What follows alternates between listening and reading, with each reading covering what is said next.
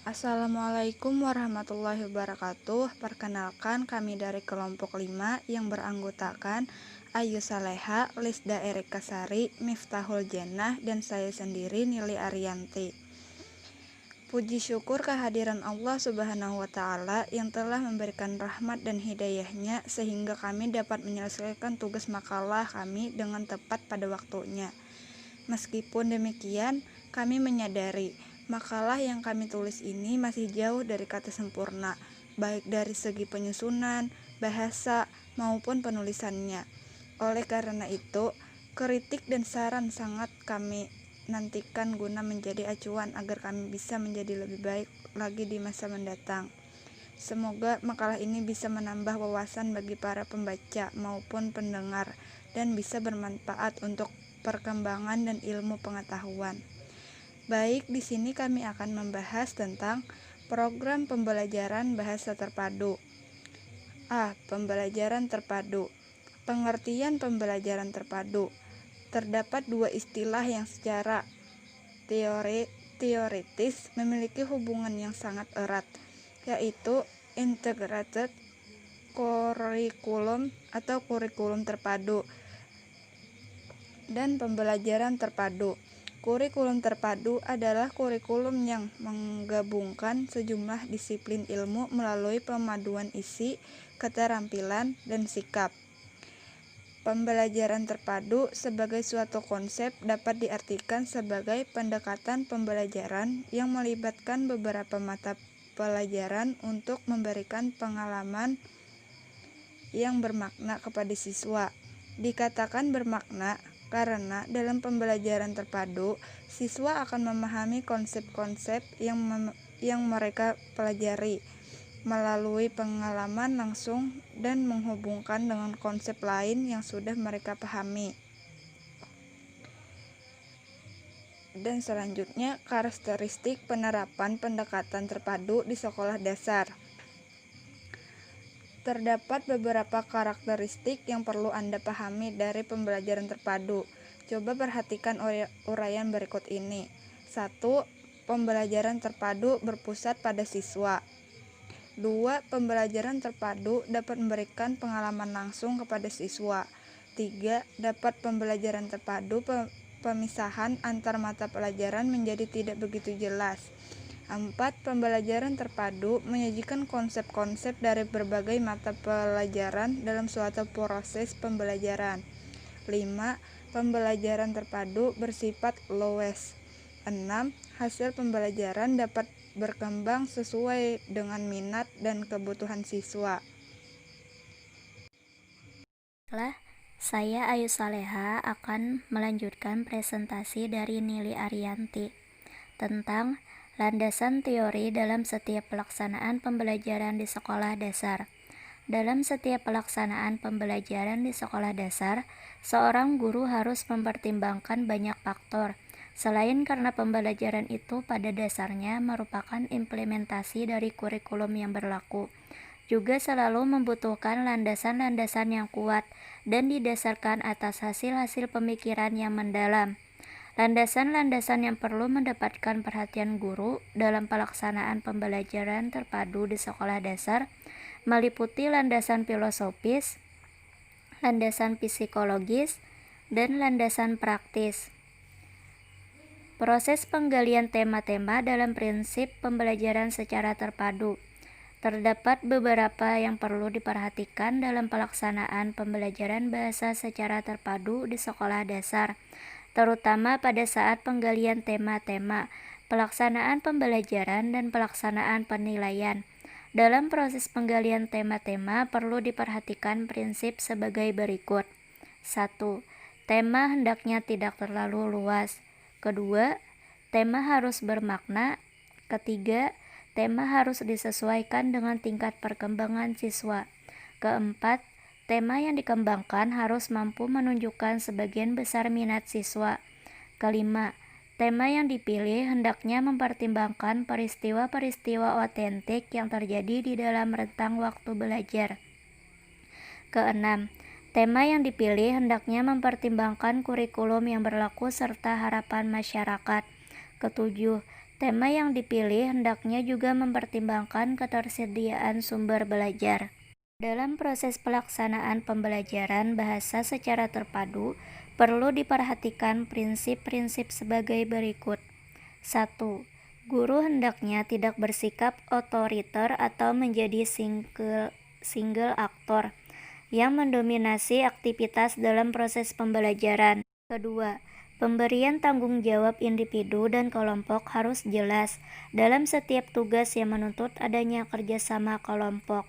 Ketiga, guru perlu bersikap akomodatif terhadap ide-ide yang terkadang sama sekali tidak terpikirkan dalam perencanaan pembelajaran. Dalam proses penilaian pembelajaran bahasa secara terpadu, perlu diperhatikan prinsip-prinsip sebagai berikut. 1. Memberi kesempatan kepada siswa untuk melakukan penilaian diri, di samping bentuk penilaian lainnya. Kedua, guru perlu mengajak para siswa untuk menilai perolehan belajar yang telah dicapai, berdasarkan kriteria keberhasilan pencapaian tujuan atau kompetensi yang telah disepakati. Manfaat pembelajaran terpadu. Manfaat pembelajaran terpadu yaitu pembelajaran terpadu memberikan penerapan-penerapan dunia nyata sehingga dapat mempertinggi kesempatan transfer pembelajaran. 1. Dengan pemaduan pembelajaran antar mata pelajaran, diharapkan penguasaan materi pembelajaran akan semakin baik dan meningkat. Kedua, pengalaman belajar antar mata pelajaran sangat positif untuk membentuk pendekatan menyeluruh. Pembelajaran terhadap pengembangan ilmu pengetahuan, siswa akan lebih aktif dan otonom dalam pemikirannya. Ketiga, motivasi belajar dapat diperbaiki dan ditingkatkan dalam latar antar mata pelajaran. Para siswa akan terlibat dalam konfrontasi yang melibatkan banyak pemikiran dengan pokok bahasan yang dihadapi. Saya Lisda Erika Sari akan menyambung presentasi dari Ayu Saleha. Model pembelajaran terpadu ditinjau dari cara memadukan konsep, keterampilan, topik, dan unit tematisnya. Fogarty 1991 mengemukakan 10 cara model dalam merencanakan pembelajaran terpadu.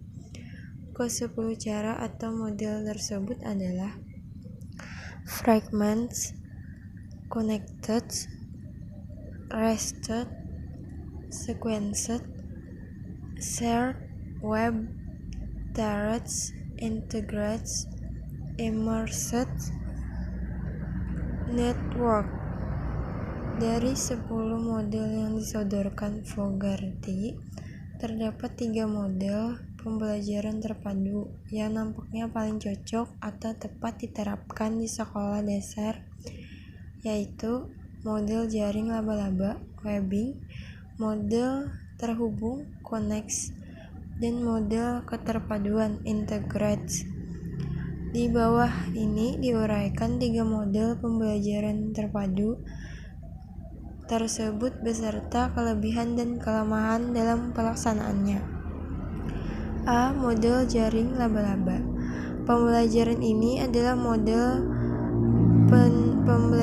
pendekatan tematik. Pendekatan ini dimulai dengan menentukan tema yang kemudian dikembangkan menjadi subtema dengan memperhatikan keterkaitan tema tersebut dengan mata pembelajaran terkait. Dari subtema tersebut diharapkan aktivitas siswa dapat berkembang dengan sendirinya. Adapun kekuatannya yaitu model ini mempermudah perencanaan kerja tim untuk mengembangkan tema ke dalam semua bidang isi pelajaran. Sedangkan kelemahannya adalah langkah yang sulit dalam pembelajaran terpadu. Model jaring laba-laba adalah menyeleksi tema. B. Model terhubung. Model terhubung adalah model pembelajaran terpadu yang secara sengaja diusahakan untuk menghubungkan suatu konsep dengan konsep lain, satu topik dengan topik lain, satu keterampilan dengan keterampilan lain, tugas-tugas yang dilakukan dalam satu hari dengan tugas-tugas yang dilakukan di hari berikutnya. Bahkan ide-ide yang dipelajari dalam satu semester dengan ide-ide yang akan dipelajari pada semester berikutnya dalam satu mata pelajaran. Kekuatan pembelajaran terpadu model terhubung adalah dengan mengaitkan ide-ide dalam satu mata pelajaran, siswa memiliki keuntungan gambaran yang besar seperti halnya suatu mata pelajaran yang terfokus pada satu aspek. Konsep-konsep kunci dikembangkan dua siswa secara terus-menerus hingga terjadi internalisasi. Adapun kelemahan model pembelajaran terhubung adalah 1. Berbagai mata pelajaran di dalam model ini tetap terpisah dan nampak tidak terkait, walaupun hubungan dibuat secara eksplisit antara mata pelajaran. 2. Guru tidak didorong untuk bekerja secara bersama-sama, sehingga isi pelajaran tetap terfokus tanpa menentang konsep-konsep dan ide-ide antara mata pelajaran. Selanjutnya, model keterpaduan atau integrate. Model integrate merupakan pemaduan sejumlah topik dari mata pembelajaran yang berbeda, tetapi esensinya sama dalam sebuah topik tertentu.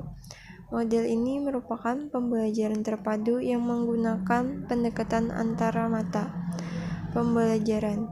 Model ini diusahakan dengan cara menghubungkan mata pembelajaran dengan cara menetapkan prioritas kurikuler dan menentukan keterampilan, konsep, dan sikap yang saling tumpang tindih di dalam beberapa mata pelajaran.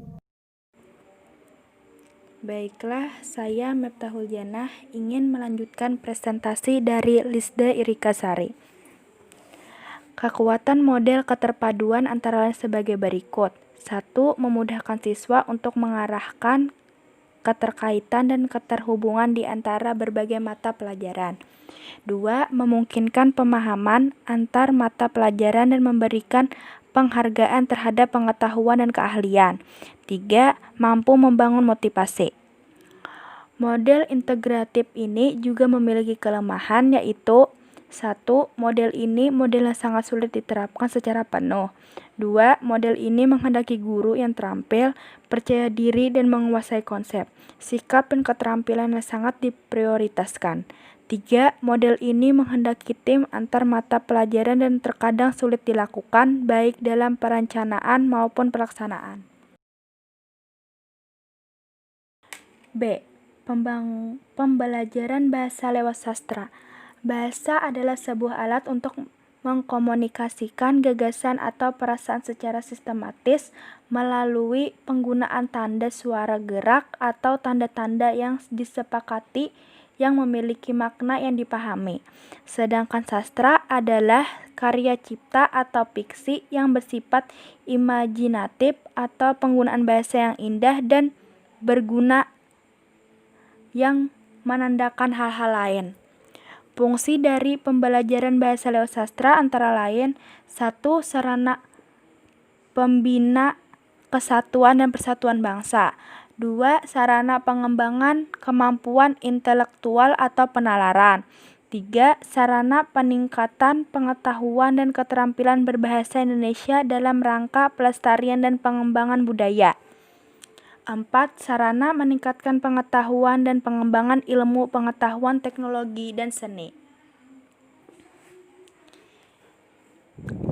Metode pembelajaran sastra mengutamakan pada kegiatan apresiasi sastra agar siswa diperkenalkan dengan karya sastra secara langsung. Guru bertugas memberikan siswa kesepakatan untuk mengembangkan sendiri kemampuan apresiasinya untuk selanjutnya diadakan sesi diskusi. Dengan ini siswa akan lebih mengetahui tentang sastra. Suatu teknik pembelajaran bahasa lewat sastra harus konsisten dengan metodenya dan teknik berkaitan dengan strategi yang benar-benar terjadi di ruang kelas. Strategi yang efektif dan efisien akan tercipta bila strategi itu dapat dengan mudah diterapkan dan dapat menunjang prestasi belajar siswa. Implikasinya dalam pembelajaran sastra seperti sudah dikemukakan terlebih dahulu. Guru bertindak membimbing dan mengarahkan siswa agar berhasil menemukan sendiri hal-hal yang khusus, ciri-ciri khusus, dan seterusnya, untuk kemudian dibimbing ke arah penarikan kesimpulan yang bersifat umum tentang karya sastra itu.